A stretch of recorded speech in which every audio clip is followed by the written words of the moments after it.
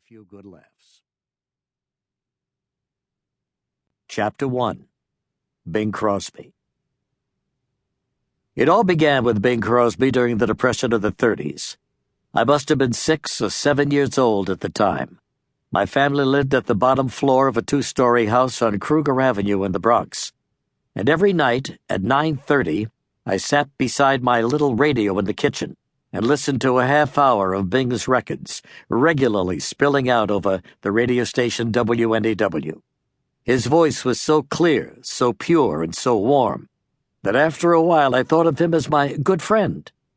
Even though he was out there in faraway glamorous Hollywood, and I was in the humble old Bronx, in my mind we were truly friends, and we would always spend that special half hour together, just the two of us.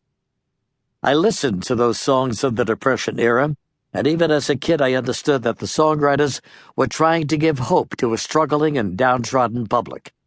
I grew to love those lyrics and what they said to me. I swear to you that those same songs have stayed with me for the rest of my life. And during various dark periods when I hit those inevitable bumps along the way, I would actually sing them to myself, like, "When skies are cloudy and gray, they're only gray for a day. So wrap your troubles in dreams and dream your troubles away." Those were the sorts of lyrics that helped cheer an entire nation, wallowing in the hard times together, not to mention those who experienced bleak moments of their own in decades to come. Certainly they kept me going, so Bing Crosby remained a big deal to me. His mellow voice, his carefree persona, his very special aura.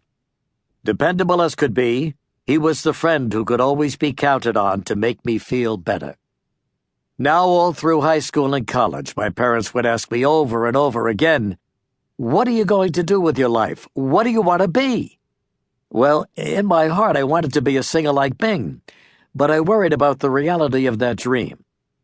Did I think for 1 minute that I had the voice to pull it off? Of course not. It never occurred to me. I just wanted to be Bing. So I could never tell them I wanted to be a singer. They might think I was crazy or trying to achieve the impossible.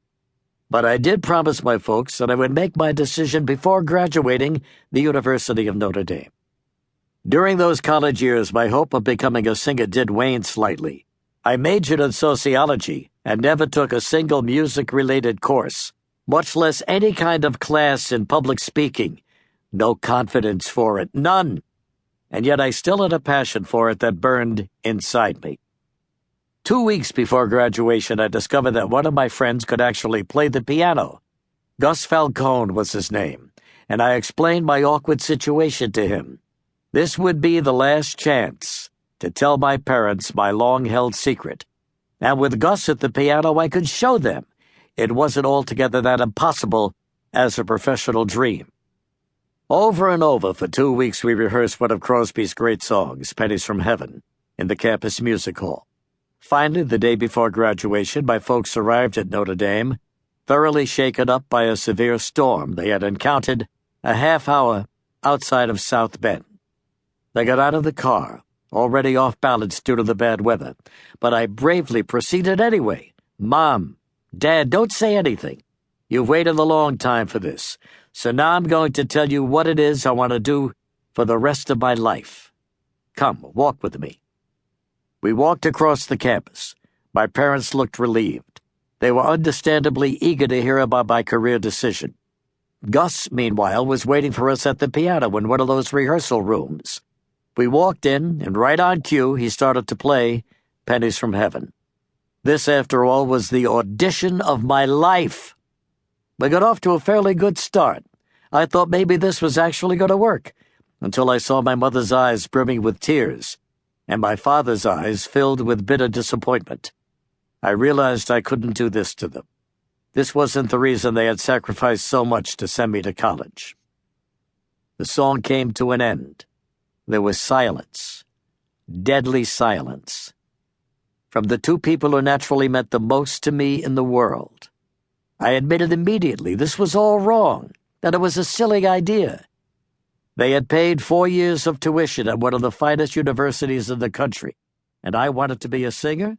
It was ridiculous, I said. "I'm so sorry. Let's try to forget."